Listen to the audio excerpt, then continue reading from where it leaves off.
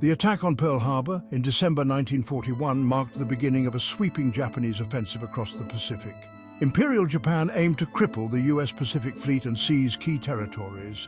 They achieved early victories in Southeast Asia, capturing Singapore, Hong Kong and the Philippines. The Japanese advance seemed unstoppable, threatening Australia and the vital supply lines to the United States. In the wake of Pearl Harbor, the United States faced the daunting task of halting this relentless advance. The US Navy, though battered, remained a potent force. American industrial might, once mobilized, promised a vast influx of ships, planes and munitions. However, the immediate challenge was to stem the Japanese tide and gain a foothold in the Pacific. This struggle led to the pivotal battle for the island of Guadalcanal. Guadalcanal, a jungle-covered island in the Solomon Islands, held immense strategic value.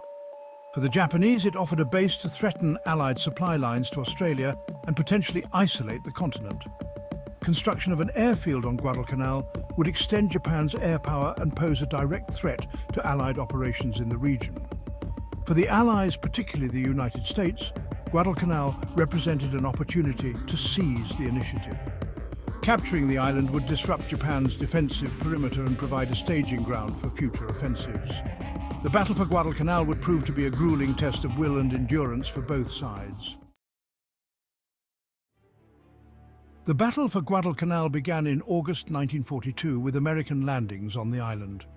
The US Marines, under the command of General Alexander Vandergrift, quickly captured the airfield, later renamed Henderson Field.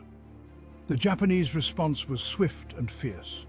Wave after wave of Japanese bombers and fighters attacked Henderson Field in an attempt to neutralize the American air presence. The skies over Guadalcanal became a swirling melee of aerial combat as American and Japanese pilots engaged in desperate dogfights. Both sides suffered heavy losses, but the Americans, bolstered by reinforcements and the tenacity of their pilots, gradually gained the upper hand. Control of the air over Guadalcanal proved crucial in determining the outcome of the battle. Section 4: Blood and Iron Ground Combat and Naval Battles. The struggle for Guadalcanal was not confined to the air. On the ground, US Marines faced relentless Japanese attacks in the dense jungles and rugged terrain. The fighting was brutal and unforgiving, characterized by close-quarters combat and fierce hand-to-hand engagements. The Japanese, determined to retake the island, launched repeated offensives against the Marine defenses. The waters around Guadalcanal also witnessed a series of fierce naval battles.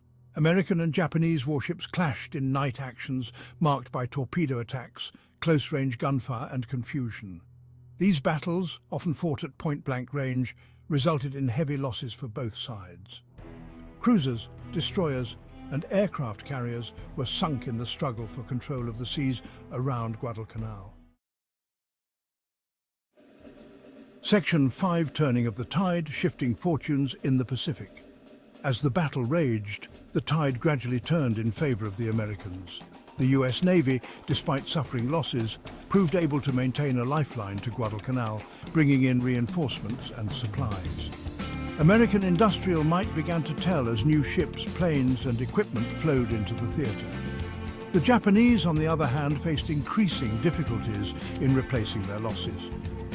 By February 1943, the Japanese, recognizing the futility of their position, evacuated their remaining forces from Guadalcanal. The island was secured by the Allies, marking a turning point in the Pacific War. The Japanese offensive had been halted, and the initiative shifted to the Allies.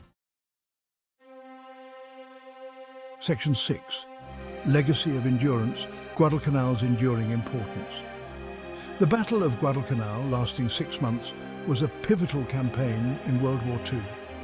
It marked the first major Japanese defeat on land and shattered the aura of invincibility that had surrounded the Japanese military. The battle demonstrated the resilience and fighting spirit of the US Marines and the growing strength of American military power. Strategically, Guadalcanal provided the Allies with a base for future operations in the Solomon Islands and beyond. It also exposed weaknesses in Japanese logistics and their ability to sustain prolonged campaigns. The sacrifices made by both sides at Guadalcanal served as a grim prelude to the long and costly island-hopping campaign that lay ahead in the Pacific War.